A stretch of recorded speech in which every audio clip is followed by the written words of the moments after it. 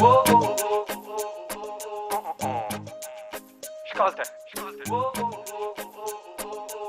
a tutto campo non stare, calmo compatto, grida. Il pubblico in silenzio la palla li ferma al centro. Poesia in movimento coi piedi come strumento. Qui si gioca a tutto campo, il Friuli ci fa da sfondo e ogni traguardo in fondo lo tagli solo correndo. Da qui alle la tv.net che parfa lo tv smiglie come un gol me tutta siete. Se c'è Massimo in diretta non un test, solo il best of, facce che chi si in dissestio. Col collega me in diretta al tuo paese che parfa lo basta poco, un po' dice cassi dici. Su le Friuli fra di tegni ludi voli, fategli gli applausi se è il caso, perfino i cori fate. Tutto campo non sta mai calmo, tutt'altro grida. A tutto campo c'è tutto, tu tutto l'anno e fai. Tutto campo non sta mai calmo, tutt'altro grida. A tutto campo c'è tutto, tu tutto l'anno e fai.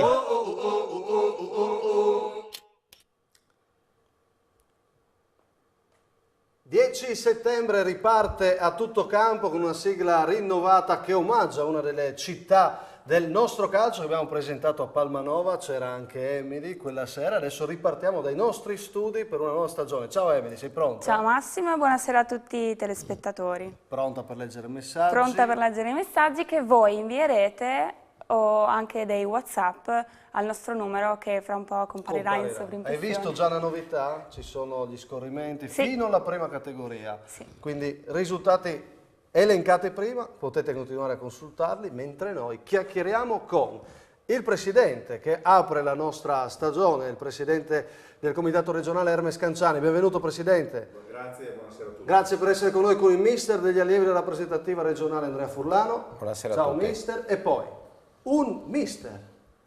Ormai è finita Pagno. Michele Pagnucco. Buonasera a tutti. Mister del Cammino. Buonasera Ti a dispiace che ti presento come mister? No, anzi. No, ok. Vicino a lui, uno che invece è un giocatore e vuole giocare come, e dobbiamo parlarne, Gianmarco Cortiola. Ciao, buonasera a tutti. Ciao, benvenuto. Ecco qua i nostri ospiti, tante cose da raccontare, ma innanzitutto diciamo che siamo tornati, diciamolo così, con le nostre immagini che trovate anche sulla nostra pagina Facebook. Allora, le nostre trasmissioni che ripartono da stasera, possiamo subito mostrare come ripartiamo, se la regia è pronta, ogni domenica alle 19:15, ogni lunedì alle 19:45, quindi torniamo in campo ufficialmente da stasera con la voglia di mostrarvi tutto, le curiosità dei campi, oltre i gol, e raccontarvi. Quindi la domenica, come vedete stasera, domani alle 19:45 è il nostro fischio d'inizio con i dilettanti che rivedete solo da noi, anche domani a Gonars alle 20 e dalle 20:30. Partiamo però, ragazzi, se siete d'accordo, dal Cerlis Muzzane, dalla Serie D, perché il Cerlis Muzzane è partito benissimo, è una delle società della nostra regione che sorridono e che ci rappresenta. Quindi la sintesi della giornata felice della squadra, della società del presidente Zanutta. Partiamo. Oggi affrontiamo il Mantova nel campionato di Serie D.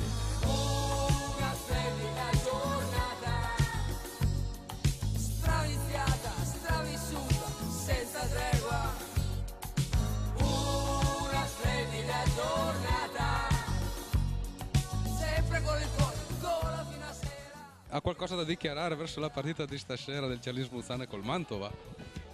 Ma state scherzando? E no, nessun scherzo.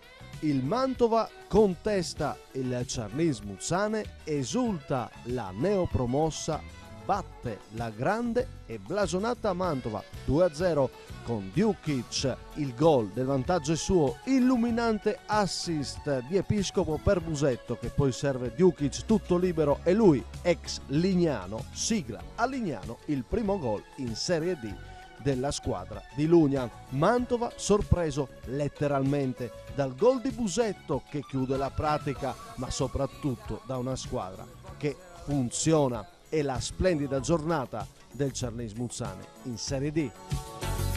Ciò che conta è che sia stata una fantastica giornata. Oggi è una giornata da coronare.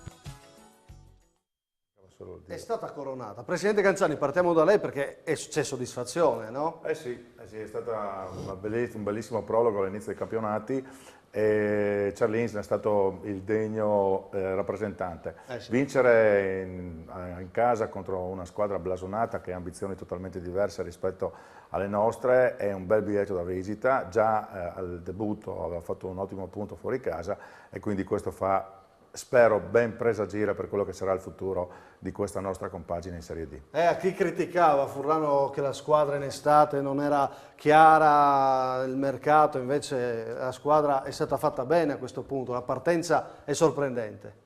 Beh, sicuramente le aspettative del Charlins sono sicuramente quelle di fare un campionato importante e riuscire a salvarsi il prima possibile, lanciando anche dei giovani. Ho visto Vidizzoni in porta, che è un mio ex, e anche Zuliani sulla destra, dunque i giovani del Friuli si stanno facendo bene. E poi soprattutto ieri ha fatto una gran partita Busetto e non so se avete notato il secondo gol, che poi è quello che ha chiuso la partita con questo pallonetto che ha sorpreso il portiere. Già ci scrivono, anche se non arriva ancora il messaggio, il numero in onda. Ve lo dico io, è 345 995 6897 e sono arrivati i primi messaggi. Massimo, ti correggono l'errore iniziale, Gemonese Manzanese ovviamente 2-0. Tu non avresti sbagliato? No. Esatto. Ma l'avete vista correre a Gonars, qualcuno di voi?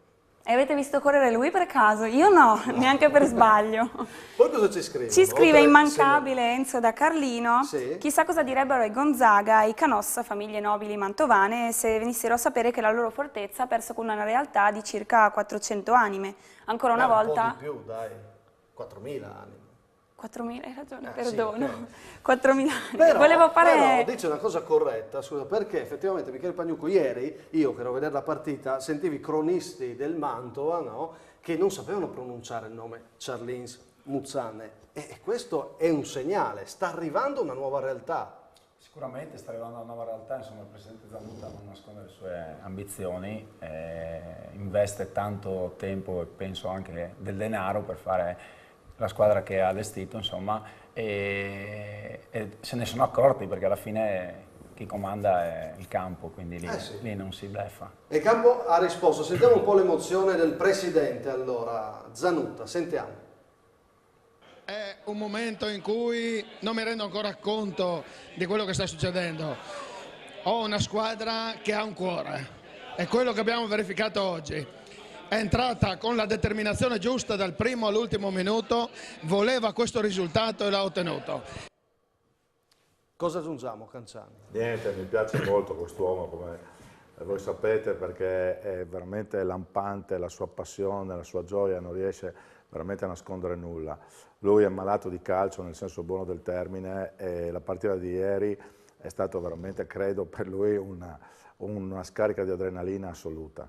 Sentiamo anche Lugnan allora, l'allenatore, parliamo anche di lui adesso.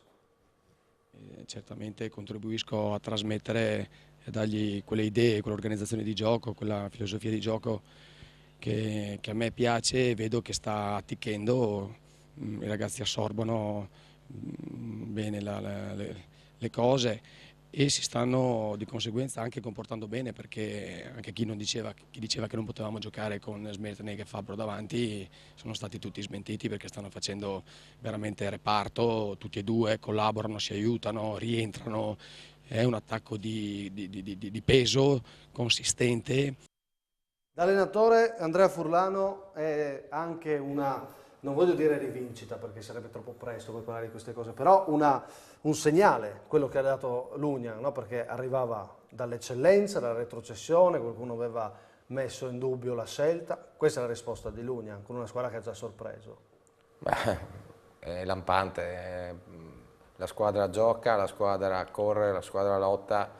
C'è qualcosa e dunque di la suo, squadra no? e la squadra è comunque lo specchio dell'allenatore alla fine. Fate andare le immagini perché voglio un commento da Gianmarco Cortiura, che è un portiere. Questa è una gran parata, no? Però poi se andiamo avanti c'è il gol che ha chiuso la partita, eccolo qua. Dai, fammi un commento. Ma da come viene fuori sicuramente non se lo stava aspettando, sicuramente magari stava chiamando qualche magari Giocatore. marcatura o qualche suo compagno che aveva perso di vista un avversario. Di certo furbo il giocatore del Chiarlins, perché Però anche i si è difensori accorto, i difensori dovevano stare un po' più sì. accorti sul pallone. Sicuramente un errore di distrazione che è stato punito. Un Mantova brutto, insomma, in Serie D è un brutto segnale per il Mantova comunque questa partita, no? Non ha mai tirato in porta, te lo assicuro Michele, quindi... Sicuramente è un brutto segnale per una piazza come Mantova, insomma, che se non erro aveva provato a rimanere in Serie C e invece è fallita, non gliel'hanno concesso. È una piazza importante che insomma, ha fatto Serie A, ha fatto Serie B tanti anni e trovarsi insomma, in questa situazione sicuramente... Contestati alla fine i giocatori, Immagino, perché insomma, fino a pochi anni fa avevano uno stadio pieno che li sosteneva in Serie B, adesso si ritrovano in Serie D a perdere contro una squadra che a detta di loro non sapevano neanche chi fosse.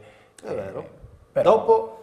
Dopo c'è uno speciale, alla fine della nostra trasmissione, prima di replay tornare a parlare dell'Udinese, ampio spazio a questa partita, abbiamo vissuto la giornata del Charles Muzzane, il suo esordio su Facebook, ha fatto già numeri importanti, il gol di Busetto, lo sto vedendo nella nostra pagina di A Tutto Campo, potete iscriverci anche lì, adesso lo vedrete, spero un po' meglio, comunque oltre 3.000 visualizzazioni per questo gol. Ci fermiamo un attimo perché di Charles Muzzane torneremo a parlare dopo la pubblicità parleremo di eccellenza, a meno che tu non abbia ancora un ultimo messaggio per il Charles. No, purtroppo non ce l'hai. no. Dopo sull'eccellenza ne hai? Sì, assolutamente. Perfetto, a fra poco.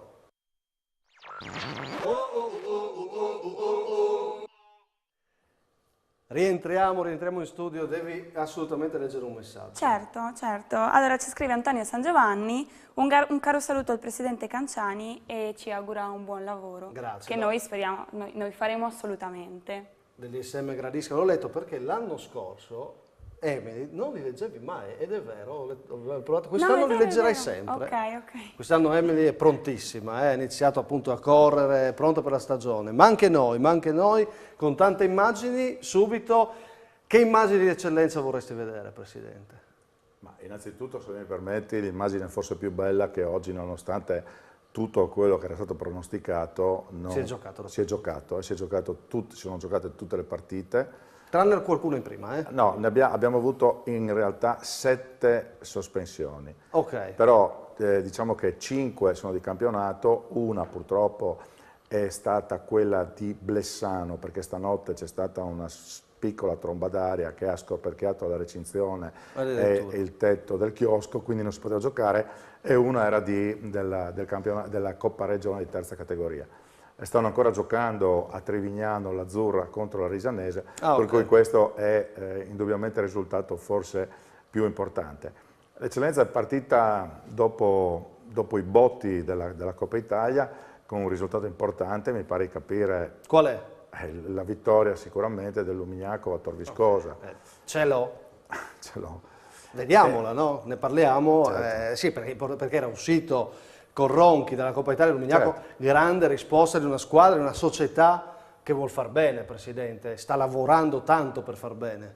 Io credo che, senza entrare nel merito perché non mi compete, non sono tecnico, che comunque ci siano 4 o 5 squadre attrezzate per la vittoria finale, e una sicuramente di queste, anzi 2 di queste sicuramente sono il Tor Viscosa e il Lumignaco. Insomma, mi hanno detto che è stata una bella partita.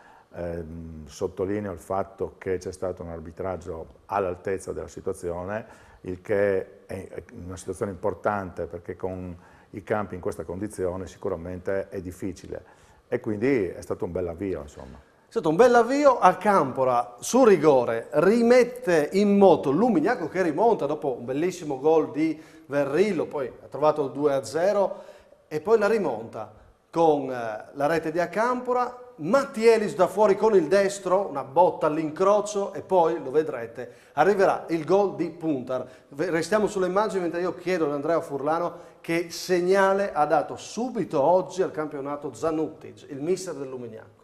Ha dato un segnale importante, perché veniva dall'uscita dalla Coppa, che si erano stati messi degli strascichi un po' così di malumore, certo, dovuti sicuramente a una rosa competitiva con un allenatore preparato e forte come Zanuttic, ha dato un'impronta importante, perché un segnale importante, perché contro il Tor Viscosa, che è un'altra squadra che ambisce a andare su. C'è l'ambizione del Tor Viscosa, Pagnucco, la grande risposta. Oggi secondo me questo risultato conta, e come? Perché aveva bisogno di partire bene il Zanuttic. Sicuramente, parliamo di un tecnico che è molto preparato, insomma, non lo si scopre oggi. Ma anche di una società che gli ha messo a disposizione giocatori importanti. Esatto, volevo arrivare infatti a questo. È stata allestita comunque una squadra con dei giocatori di categoria superiore, perché il Mattielli, Giacampora, insomma, non li scopriamo oggi, sono dei giocatori che hanno calcato altri palcoscenici, anche dei professionisti. Gran gol, ho visto 3-4 bei gol in realtà. Sì, bei gol. Le immagini di Fabrizio Orecchia di questo big match. Gianmarco Cortiula, cosa si può dire? Insomma, Tor Viscosa che parte, si fa rimontare, abbiamo detto bene del Lumignacco, quanto può incidere sul morale del Tor Viscosa? Può incidere parecchio, perché è una partita che era sul 2-0, farsi rimontare in casa. È preoccupante. È preoccupante. Più che preoccupante, però può incidere veramente sul morale della squadra. Adesso toccherà al Tor Viscosa dimostrare che invece non è Anche così. Perché è già uno scontro diretto, lo so che era prima, ma sulla carta è già uno scontro diretto. L'altra squadra, secondo voi, che compete per vincere il campionato? Un altro nome? La più accreditata secondo voi? Dai, un nome. Chions. Assolutamente Chions. Se cambia qualcosa o trovano l'alchimia giusta al Cras. Ok. Non farmi questa domanda. Vabbè, non può, è il presidente della federazione, tutte possono vincerlo. 2-1 e l'immagine di chi ho io? Del Chions. Ovvio. Sì, ma vedete, voi dovete chiedermi, non c'è nessun problema, abbiamo tutte le immagini. Sarà una grande stagione, siamo pronti. Il Chions, che è targato Dimas, attenzione, ha preso un giocatore importante. Secondo me questo qua può spaccare la categoria. Pagnucco. Io lo conosco bene perché ci ho giocato contro quando era a San Bonifacio, in Serie D, quando la San Bonifacese ha vinto il campionato, e poi è andata nell'attuale Serie C, ed era un extraterrestre già quella volta. Messo a queste dimensioni, chiaramente è un giocatore che fa la differenza. Dimas, restiamo sulle immagini, che il primo gol lo sigue di testa, aveva anche sbagliato un calcio di rigore, ma è stato un Chions che ha giocato una gran partita contro questo Fontanafredda che è sicuramente rinnovato, diciamo così. Guardate, infatti arriva l'occasione per andare sul 2-0, Dimas però stavolta si tradisce, diciamo così, anche un po' sfortunato, è bravo il portiere a trovare col piede il pallone, però poi il Chions continuerà ad attaccare, a creare tanto gioco. Le immagini sono di Dario Andreetta del Chions, che ringrazio, il montaggio di Davide Pettarini, puntuale oggi, e questa è la botta, la prepotenza di Dimas. Sulle immagini un commento, Presidente, lo può fare sul giocatore che fa un gol così? Più che sul calciatore, io mi permetto di dire che il Chions è una società molto seria, un presidente serio, appassionato, un gruppo di dirigenti che ormai conosco da anni e che ogni anno ci mettono veramente tanto impegno e tanta passione. Bellissima società. Bellissima società. Aggiungo alla sua voce anche la mia bellissima società. Ho avuto modo, mi ricordo sempre di quella meravigliosa partita di finale di Coppa Italia a Cervignano, quando hanno vinto una partita contro il Cras incredibile, con una determinazione e una volontà, e quindi è una società sicuramente all'altezza, e quest'anno mi pare che sia veramente molto più attrezzata degli scorsi anni per fare il salto di qualità. Emily. Non so quale errore ci sia stato prima in grafica, ma ci segnalano che nella prima categoria girone C il Ruda ha vinto 7-1 con il Chiarbola. Ah, ok, forse era l'associazione sbagliata. Grazie, fate bene a segnalarci, perché purtroppo sbagliamo, abbiamo un pomeriggio davvero, credeteci, molto impegnativo, Serie A, collegamenti in diretta, i dilettanti, poi ancora Serie A, quindi aiutateci, ci scrivete e noi vi ringraziamo. Comunque super Ruda, incredibile, in prima categoria. Invece a proposito del Lumignacco ci chiedono se si può capire un po' la situazione di Godeas, perché non va all'UFM? Beh, la situazione di Godeas in realtà è molto semplice, ma adesso voglio una parola anche del Presidente, così ce la spiega. Godeas non si è svincolato in pratica, perché anche se ha 40 anni o poco più portati benissimo, doveva comunque svincolarsi. Esatto. Godeas è un calciatore a tutti gli effetti del Lumignacco, e quindi diciamo così, il cartellino di proprietà del Lumignacco e di conseguenza qualsiasi società lo volesse deve andare Quindi all'Umiliaco. il Luminiaco probabilmente a questo punto prova a trattenerlo sperando magari possa giocare per la Io sua questo squadra. non lo so e non mi compete, io so solo che appunto abbiamo fatto le verifiche perché come tutti leggiamo i giornali è uscita Certo. questa cosa, Godeas non si è svincolato nei termini previsti e di E quindi conseguenza a questo tutti è. gli effetti è un calciatore Ok, Luminiaco. per altre curiosità a questo punto noi lo chiederemo alla società direttamente perché è l'unica che può dare una risposta chiara, non certo noi, e lo faremo, insomma, credo che risponderà tranquillamente il presidente Zanello e poi al limite chiederemo anche a Godeas perché effettivamente è uno dei grandi giocatori che in questo momento sono fermi perché comunque con Luminiaco non ha cominciato ad allenarsi, non è in squadra in questo momento. Cambio categoria, in questa stagione l'intenzione è quella di mostrarvi tante immagini, parlare di tutte le categorie il più possibile. Quindi voltiamo pagina perché poi ci sono altri argomenti da affrontare stasera. Promozione Girone A. Nella promozione Girone A, chi è la favorita, Pagnucco? Oltre il Camino? Vedo, no, il Camino assolutamente no. Diciamo che le due squadre che si sono affrontate ieri sulla carta, però solo sulla carta, poi il Casarsa, Fiume Veneto. Esatto, secondo me sono le squadre che in partenza le vedo le più attrezzate. Insomma. Hai detto un nome, però sei testimone che mi avevano chiesto se volevo le immagini del Casarsa, vero? Quindi non ce le ho ancora, ma domani ce le ho. Ok. Ok? Però quelle diciamo che ho quasi quelle del Camino, mi permettono la battuta perché non sono venute benissimo, ma noi diamo spazio comunque, ringraziamo tutte le società che ci danno una mano. Diciamo che abbiamo avuto un cameraman. Il camera era un giocatore. Da rivedere. E infatti il gol sarebbe bellissimo, possiamo farci anche una risata, no? Ogni tanto, Certo, senza offendere nessuno, ci assolutamente. mancherebbe. Il problema è che lui, il gol era indirizzato all'incrocio, se ne va, non vuole riprendere, però si può intuire che Zanin ha il piede caldo. Bene, le immagini non sono perfette, ma c'è il mister. Parlaci di questa vittoria. 2-0 sulla Spal Cordovado. Diciamo che a differenza di domenica scorsa, dove insomma siamo stati eliminati dalla Coppa Italia e abbiamo approcciato molto male la partita, prendendo gol dopo 2 minuti su palla inattiva, ieri forse questa ansia da prestazione ci ha fatto iniziare la partita un po' a contratti. Cioè, proprio avevamo la paura di giocare questa benedetta palla e per 10 minuti fino a quando abbiamo trovato il gol non abbiamo fatto bene. Da lì in poi insomma, abbiamo fatto una discreta gara, io dico discreta perché comunque dobbiamo sempre pensare a migliorare. Da lì insomma, abbiamo fatto bene, abbiamo trovato l'1-0, abbiamo trovato il 2-0, abbiamo sofferto un paio di ripartenze il secondo tempo, poi abbiamo ripreso in mano la partita, l'abbiamo amministrata bene fino alla fine. Che obiettivo avete voi? La salvezza? O dopo un'annata bella come l'anno scorso tu sei chiamato a provare a continuare questa scia positiva? Diciamo per come sono fatto io, già l'uscita dalla Coppa Italia mi ha dato fastidio, i ragazzi lo sanno perché insomma sarebbe stata la prima volta per il Camino passare a un turno di Coppa Italia di promozione. Quella andata, la passata non macina più e guardiamo avanti. Il nostro obiettivo è prima di tutto mettere 5 squadre dietro di noi, dopodiché vedremo se abbiamo la facoltà di divertirci. Allenatore, Pagno. Sì. Allenatore convinto, lo volevi fortemente, Sì, era già... o giocatore che ha dovuto smettere? No, Come è successo? no, mi hanno cercato ancora per giocare. Ah, vedi. Quindi No. tu volevi fare allenatore in questo Ma momento sì, della tua diciamo storia che, calcistica. Diciamo che erano già 7 anni che tenevo nel cassetto il famoso patentino e adesso era un paio d'anni che mi era venuta la voglia di iniziare. L'anno scorso da gennaio ho iniziato a dare una mano lì a Fagagna con l'Under e da lì mi è venuta questa voglia di iniziare.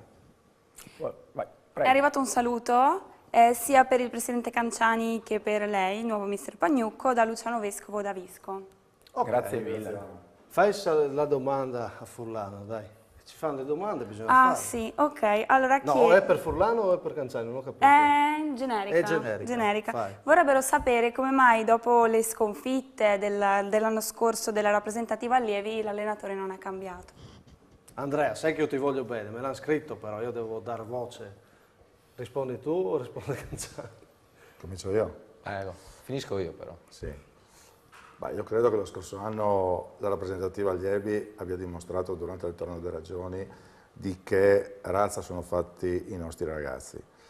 Abbiamo superato il turno facendo un risultato, la seconda partita contro il Veneto, addirittura pirotecnico. Ricordo che abbiamo vinto 6-1, giusto Andrea? Sì.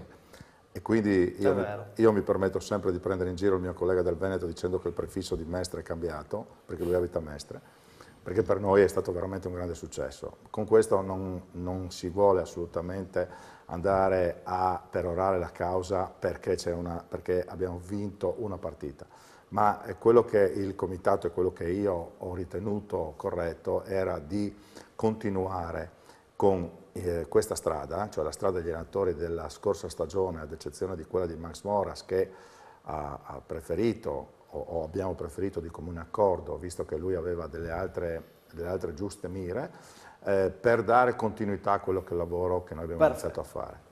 Chiude Furlano, però 3 secondi. 3 secondi, ho fatto 4 tornei in 2 anni, 2 tornei delle regioni sono arrivato ai quarti e 2 tornei, uno in Trentino, uno a Cervignano che li ho vinti, dunque possiamo dire che non sono proprio il bilancio buono. E dal 19 sei al torneo Rocco con le rappresentative allievi? Dal 19 siamo al torneo Rocco, affronteremo la Lubiana, Milan, il Chivas e il Milan.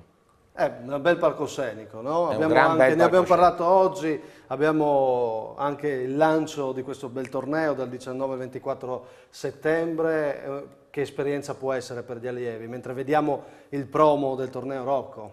Beh, è un'esperienza unica, perché è la prima volta che grazie al Presidente riusciamo a partecipare a questo torneo, un torneo che sicuramente di squadre professionistiche di un livello altissimo, in cui sono passati giocatori che adesso vantano anche tante Champions League, vedi Messi. Noi ovviamente stiamo preparando questo torneo al massimo delle nostre possibilità, perché anche i ragazzi sono ragazzi dilettanti che stanno mettendoci l'anima. Mercoledì faremo l'ultimo allenamento e poi si parte. Sai perché, come farai a vincere il torneo delle regioni? Canzani deve invitare me, no? Così vengo anch'io a vederti e ti porto fortuna. Se non ti invita lui, ti invito io. Perfetto, mi inviti tu, benissimo. Facciamo, guarda. Cosa facciamo adesso? Lanciamo la pubblicità. Giusto. A fra poco.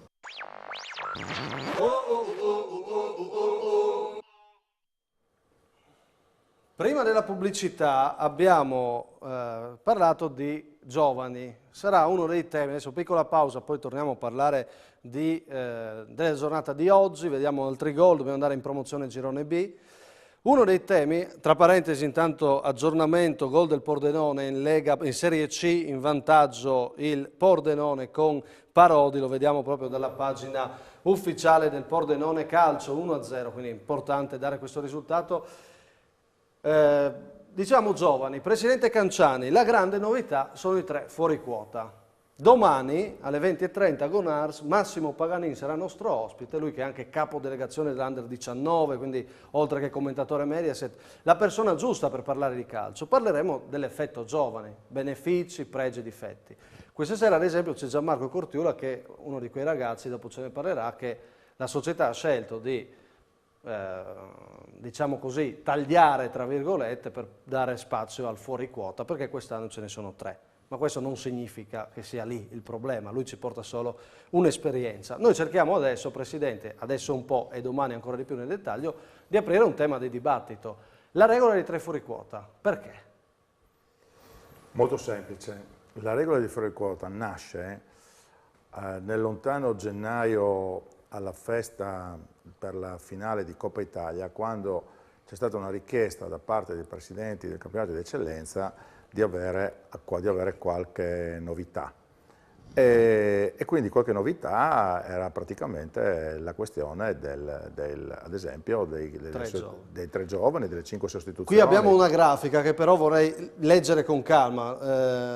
Usiamo un attimo e mostriamo intanto quello che è l'invito a partecipare domani agli addetti ai lavori. Scusi Presidente. Nessun problema. Ecco qua, il fischio di inizio di domani. Fuori cosa? La regola dei fuori quota tra pregi e difetti. Che lei diceva, nasce a gennaio parlando con i presidenti. Quindi la vogliono i presidenti. Sì, diciamo che i presidenti in quell'occasione ci fecero questa richiesta, ce ne fecero delle altre, questa in particolare sul fatto appunto che i 2 fuori quota potevano essere pochi, bisognava cercare magari di inserire qualcun altro.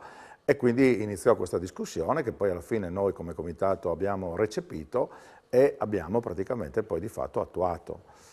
Ora è chiaro che in tutte le situazioni ci sono questioni positive e questioni negative. È chiaro che, come ho avuto modo di dire diverse volte, è una questione sperimentale. Cioè quest'anno la proviamo, vediamo, andremo a valutare con le altre componenti e dopodiché decideremo cosa fare. Noi quest'estate abbiamo chiesto un po' di opinioni. Abbiamo cercato un presidente, un direttore sportivo, un po' di giocatori, quelli che erano ospiti a Tutto Campo estate. Sentiamo cosa hanno detto, così sentiamo le opinioni, poi sentiamo Cortiula e poi fa il bilancio Canciani. Sentiamo. A me non piace molto, perché il fuori quota, se è bravo, il ragazzo bravo lo fanno giocare. Io vengo, quelli bravi giocavano. Io purtroppo vengo dagli anni in cui il fuoriquota non c'era e giocavi lo stesso. Ora però è inutile continuare a fare dietrologia, i fuoriquota ci sono e vanno sfruttati. Ma la regola sta facendo del bene o no? Comunque sì, secondo me, perché comunque alla fine questi ragazzi qua avrebbero ancora meno sbocco.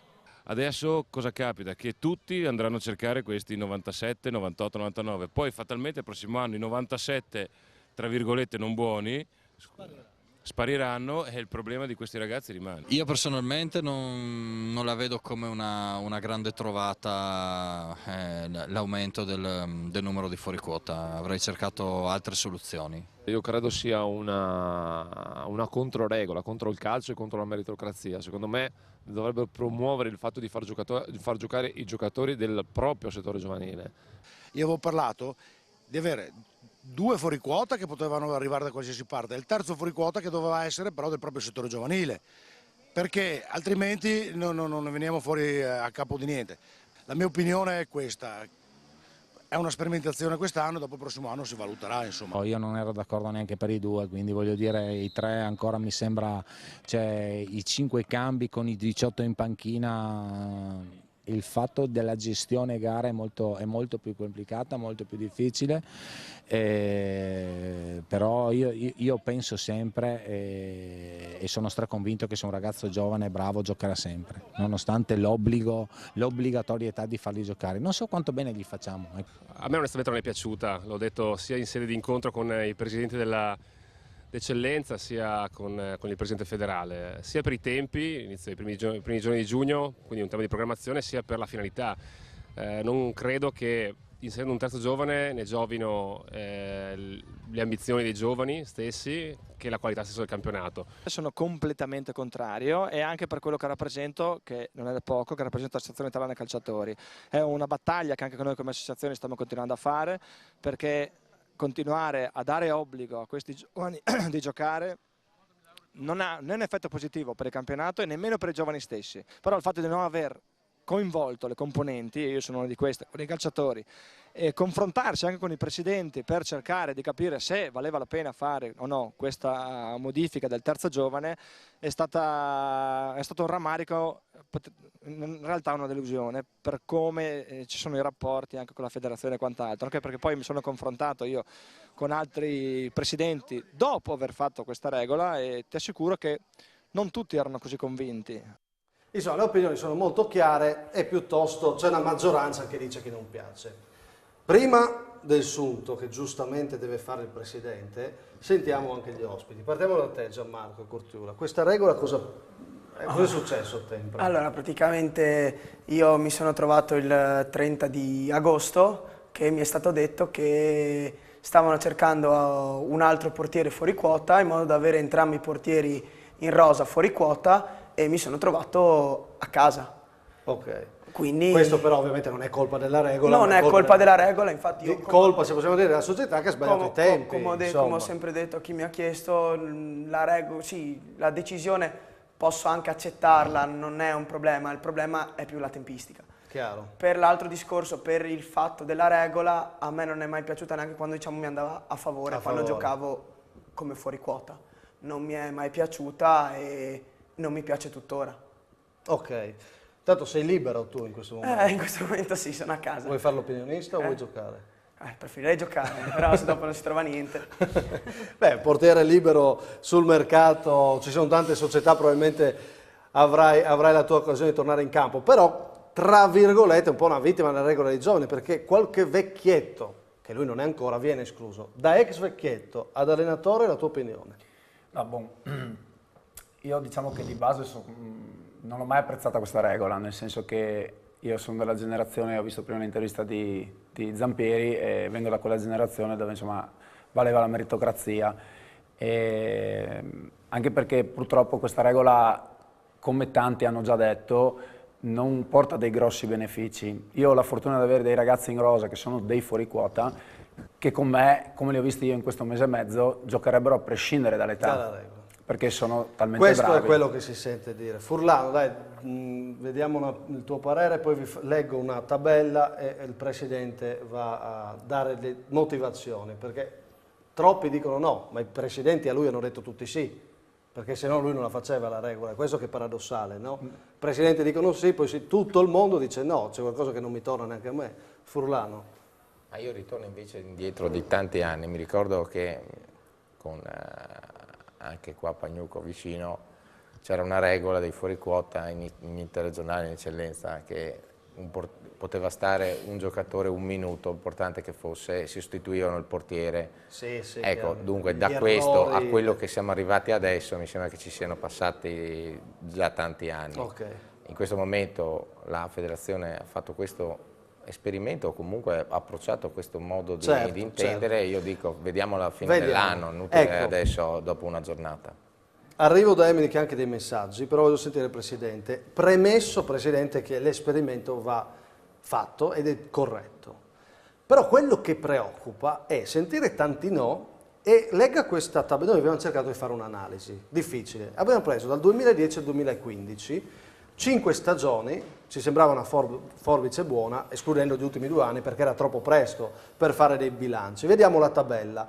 La tabella ci dice che siamo riusciti a recuperare 372 nomi. Il dato allarmante, secondo noi, è che comunque categoria superiore sono nati 3 giocatori, che sono Bussi, Alcantara, Piccolotto con il Charlins Muzzane, insomma sono pochi. E poi soprattutto il 24% ha smesso di giocare.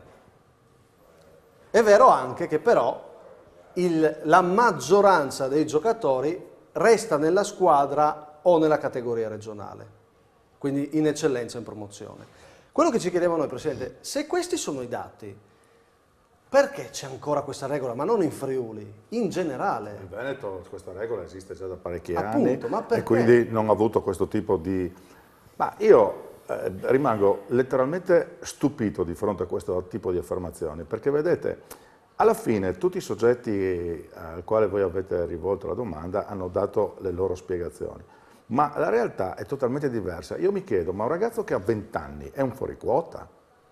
Secondo noi no. Ecco, cioè lo chiedo qui ai miei interlocutori. Allora, io credo che un ragazzo a 20 anni, se è bravo, comunque gioca al di fuori del fuoriquota, quindi secondo me è un falso problema. Noi non stiamo, io credo che nella nostra decisione noi non siamo andati assolutamente a danneggiare, e mi dispiace la tua situazione, quella che si è creata, però il movimento sapeva perfettamente che la decisione che il comitato regionale avrebbe assunto era quello che l'eccellenza ha chiesto. E il Presidente dell'Eccellenza, dopo aver fatto Ma perché ne avevano bisogno? Non riesco a capire. Ma io, sinceramente, Massimo, mi trovo in una condizione in questo momento abbastanza di difficoltà, perché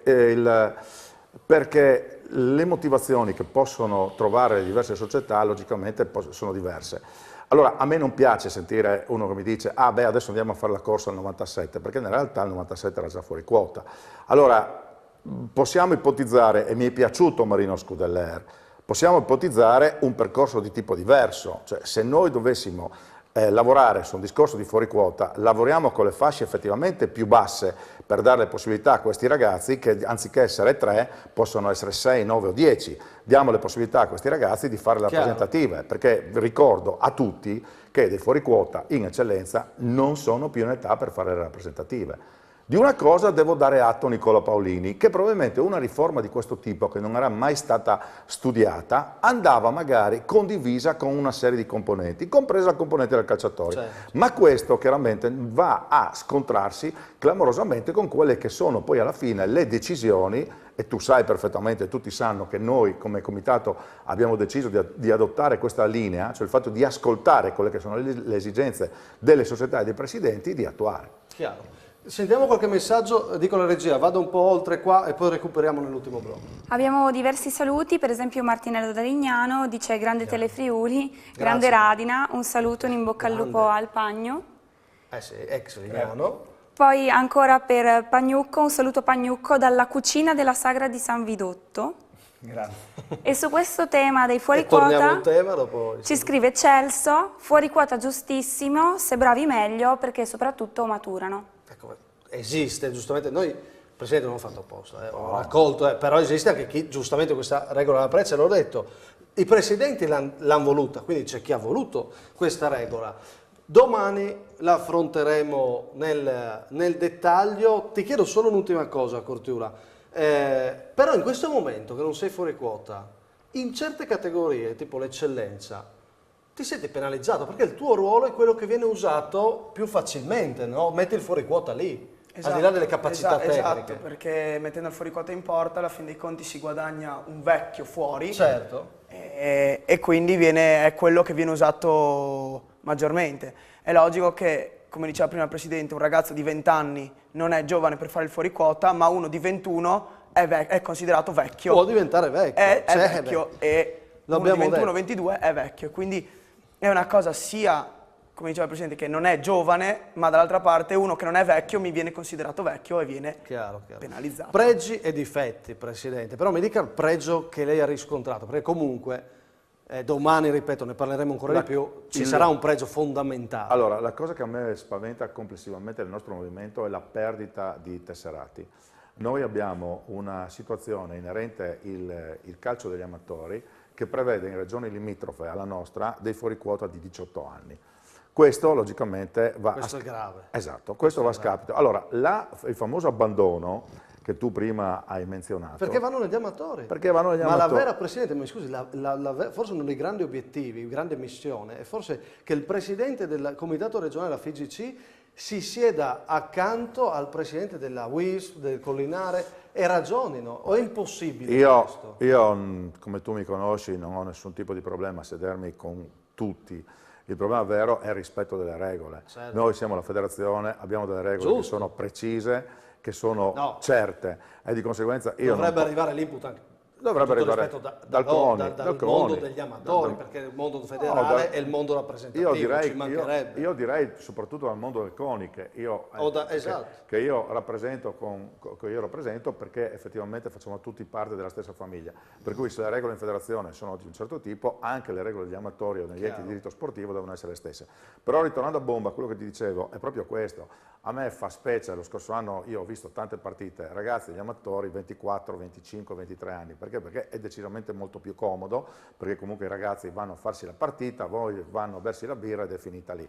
Mentre purtroppo, o per fortuna, nei nostri campionati devono fare 3 allenamenti alla settimana, devono comunque sottostare al fatto di giocare o il sabato o la domenica, e lo spirito di sacrificio che i nostri ragazzi, e non sto facendo filosofia, non è più quello di una volta, cioè non è la fame di Pagnucco che ha giocato fino a 40 anni e che comunque andava contro ogni cosa. Adesso c'è la comodità, vado lì, gioco, non ho nessun impegno, arrivederci, grazie. Ovviamente si affronta un problema di tempi, no? Esatto. Di tempi storici. Esatto, i tempi storici. Per cui, ecco, sicuramente metteremo mano a questa cosa, però la metteremo mano in un modo più organico rispetto a quello che abbiamo. Però la domanda che farò domani alle 20:30 a Gonars è, e non mi rispondi stasera, mi risponde domani a Gonars, Presidente. Il Presidente Canciani avrebbe fatto di sua volontà totale la regola dei 3 fuori quota? Lo scopriremo domani. Ultimo messaggio. Cade a fagiolo il messaggio del Presidente dell'Oltre Bertossi, che dà il suo supporto alla regola e dice regola ottima, bravo il Presidente Canciani e a proporla ai Presidenti ad approvarla.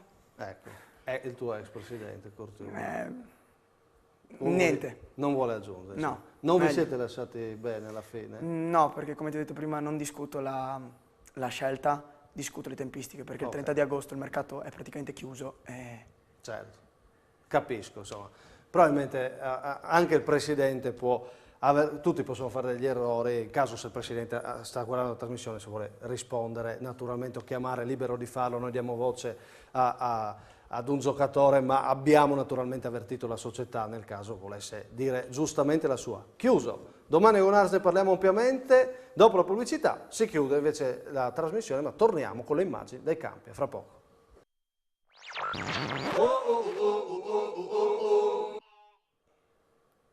Ultima parte di A Tutto Campo, la promozione Girone B, ne parliamo. Chi promuove la promozione Girone B secondo te? Dai, di un nome. Ma di una squadra? Sì, chi è che ha stupito in questa giornata? Direi assolutamente non sei preparata. la Pro Cervignano. Beh, ha fatto una buona vita. Ha vinto almeno? Sì, ha vinto. Ok. Ha vinto, ma soprattutto il Primore ha vinto 6-2, gran vittoria ieri, domani ne parleremo, però c'era interesse soprattutto su Vesna appena retrocesso, ieri ripartiva dalla promozione, vince 2-1 in rimonta contro il Trieste Calcio. Ne parla il mister Corona, ne parla il presidente De Bosicchi, li sentiamo e vediamo i gol. Partita di inizio stagione, le squadre che devono ancora prendere le distanze. Abbiamo rischiato di vincerla facile i primi 20 minuti, sbagliando un rigore e sbagliando varie occasioni. Abbiamo rischiato di avere un tracollo all'inizio del secondo tempo quando Trieste Calcio poteva uccidere la partita. Bravi a rimanere in partita e a crederci fino alla fine e anche un po' fortunati. Dobbiamo lavorare tantissimo, questa è l'unica cosa che posso dire, e magari un po' recuperare qualcuno che è ancora fuori. Prendiamoci 3 punti che sono la cosa più importante, però dobbiamo lavorare tanto. Mettiamo appunto una squadra molto giovane, per cui un po' inesperienza, e la si è vista anche oggi. Purtroppo quando sbagli i gol, avevamo 3 gol fatti e non li abbiamo fatti, poi si paga. La legge del calcio non perdona mai. Uno. Secondo, diciamo che abbiamo giocato un primo tempo bene, poi purtroppo i cambi hanno un po' influito sul gioco, però insomma, per me non meritavamo di perdere, ecco, in tutta onestà. E questa è la lettura di De Bosicchi, sembra una versione allenatore tra l'altro, l'ho visto in panchina impegnato, gran gol sul finale di Zatkovic, sicuramente mi staranno guardando Vesna o Alex o Paolo Soavi, se ho sbagliato mi correggeranno, gran gol il secondo, guardate qua, beh bellissimo, Pagno. Sì, questo è proprio un gran gol. Sponda, è lui che si coordina benissimo. Si coordina bene, la prende dall'alto al basso, la schiazza. Gran giocata. Furlano è tornato in panchina Giorati subito, è stato uno dei colpi di scena questa settimana, hanno cambiato Legnano, è arrivato Franco Martin, ma in promozione è arrivato anche Giorati, beffato sul finale, chiude 2-2, ma chi sono le favorite in promozione Girone B? Possiamo vedere anche le immagini, oltre a queste del Vesna, le immagini di Gradisca che ha pareggiato 2-2 con la Juventina, girone importantissimo, potenzialmente bellissimo. Che idea hai, mister? Ma mi sembra che il Vesna abbia intenzione di tornare su, ha fatto dei buoni acquisti e ha trovato anche un giovane forte in mezzo al campo. Primoria sicuramente con una campagna acquisti importante. Io insieme a questo giovane che si chiama Valdisserra che fa un gol bellino, però poi arriva la rimonta della Juventina. Insieme a Juventina secondo te partono sotto queste? ISM mi sembra che abbia dei problemi, che qualcuno si è fatto male durante la fase estiva. Sulcevic, l'attaccante. La Juventina è da tanti anni, vorrei ma non riesco a chiudere il campionato vincendo. Ieri ISM sfortunata perché io metterei anche comunque il marpione del mio presidente degli allenatori Gianni, perché c'è anche la Pro Cervignano alla fine. Ecco, naturalmente il fatto che è arrivato Zoratti, insomma un mister che ambirà a vincere naturalmente, quindi come Corosu ovviamente, vedremo cosa succederà. È un girone molto equilibrato, tu che lo hai vissuto, secondo te quest'anno come sarà? L'ho vissuto l'anno scorso, quest'anno abbiamo fatto l'amichevole precampionato con l'ISM, mi hanno fatto una grandissima impressione. L'ISM, sì? Sì, okay. Veramente. Quindi penso che possano essere la squadra da battere. La squadra da battere, lo vedremo, siamo molto curiosi. Vesna, ISM, Juventina, il Primore. Domani facciamo un bel punto, tutto alle 19:45. Chi abbiamo al telefono? Pronto? Abbiamo pochissimo tempo, ma diamo spazio ai nostri telespettatori. Si sente? Pronto? Prego, via. Pronto, buonasera, sono Marco, vi faccio i complimenti per la trasmissione. Grazie. Saluto il neo mister Pagnucco, il signor Canzani e volevo scagliare una freccia a difesa del buon Furlano. Ok. Perché io ho vissuto direttamente quell'esperienza in Trentino con lui e quindi, oltre il discorso tecnico-tattico su cui non entro in merito, ha creato un gruppo stupendo e indimenticabile, quindi è giusto che continui lui. Perfetto, quindi Saluto Furlano lo tutti. ringrazia e ringraziamo Marco, giusto? Marco. Marco. Grazie della Arrivederci. telefonata. Grazie della telefonata. Hai un po' di messaggi che sono arrivati. Allora, stasera il più gettonato è Pagnucco. Ok. Forse più che in panchina dovrebbe stare qua da noi, perché un sacco di messaggi solo per lui, ci dicono che è un bell'uomo, gli fanno i complimenti. Ricordati che sono i primi 20 anni, poi ti abitui, dicono, dice un mister in pensione Renzo Mattiussi.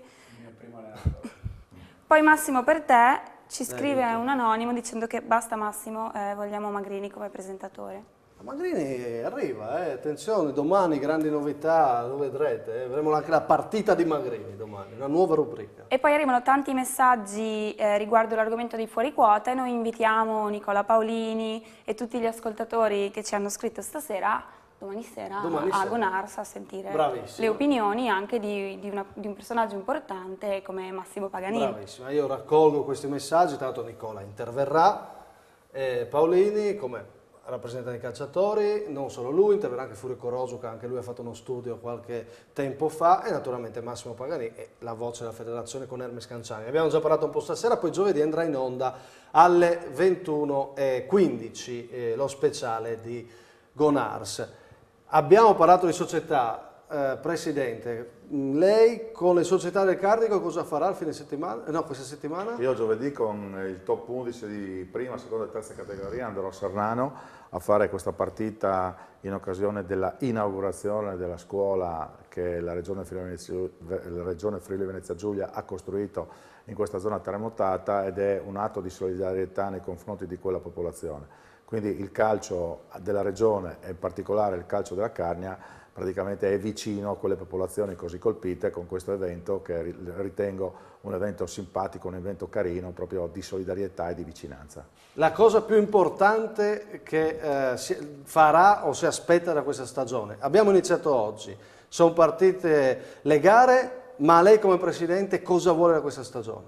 Vorrei, e uso un termine che uso poche volte perché non mi piace, però vorrei la serenità sui campi.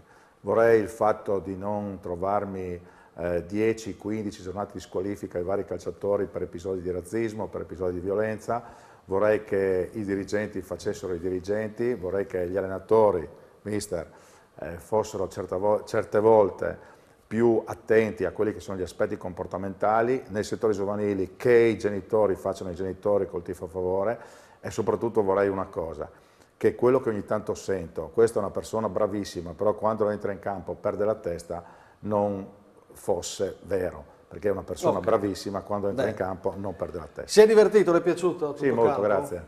Siamo in forma, come si vede. Buon, perfetto, grazie Presidente. Emily, tocca a te, abbiamo una novità. Ah sì, volevo leggere un messaggio. Quello finale? Sì, vai. Adesso? Dopo? Leggi il messaggio e poi c'è la novità. Ok, allora, vogliono assolutamente che io legga questo messaggio e dicono Croatto e Giacomini, arma in più per i grigioneri in promozione, saluti dall'amico Roquette da Zompitta. Certo. E abbiamo una particolarità quest'anno. Esatto, Emily deve fare un regalo. Scompaio per qualche secondo. Lasciatelo, adesso un po' di scena, prendo purtroppo io il centro del parco, io invito qua vicino a noi Michele Pagnucco e Gianmarco Curtiula perché è uno degli omaggi che Tutto Campo fa come sponsor, è uno dei nostri partner. Se avete bisogno di energia... Non come Massimo che non va neanche a correre, nonostante abbia promesso che lunedì andrò a correre. Esatto, no, a me non serve perché non faccio attività, è uno dei nostri partner, Explosion di Sport Cube, vi offre questa possibilità di provare un prodotto importante, prima delle gare dà la possibilità di arrivare ampiamente in forma fino alla fine della gara, quindi è un prodotto importante, innovativo, che lo stanno già provando tante società dei dilettanti, quindi io ve lo omaggio, anche a te Pagnucco, perché ti alleni ancora. Grazie. No? Adesso devo ricominciare. Adesso, o puoi darlo, un mese è abbastanza impegno. o puoi consegnarlo ai tuoi giocatori del Camino, Gianmarco quando tornerà a giocare, ma soprattutto noi Emily adesso visioneremo le prestazioni. Ah, no? ok. Quindi- Poi ci faremo dire anche da loro le opinioni. Esatto, quindi io spero che Speriamo vi porti fortuna. funzioni. Speriamo. Lo prendete, no? Certo. Già pronti. Prossima partita del Camino? Prossima partita del Camino col Vivale Rauscello fuori casa. Quindi subito un po' di energia per giocare alla grande. Quindi questo è il nostro omaggio che per chiudere la nostra trasmissione lo faremo sempre ai nostri ospiti attivi. Andrea Furlan e Hermes Canciani a voi non lo consegno, se siete d'accordo. Nina bevi un tè al limite. Va bene? Va bene, grazie. Grazie Presidente. Grazie a voi. Grazie Andrea Furlano. Grazie, ragazzi. Grazie Emily, ai nostri ospiti. Ci vediamo domani a Gonarzi, il nostro fischio d'inizio è alle 19:45, però lunedì in gol. Adesso blocco finale dedicato alla partita della settimana che abbiamo scelto, Cerlis Muzzano e Mantova, e poi replay con Ezio Maria Coso e Alessandro Orlando per parlare di Udinese. Ciao!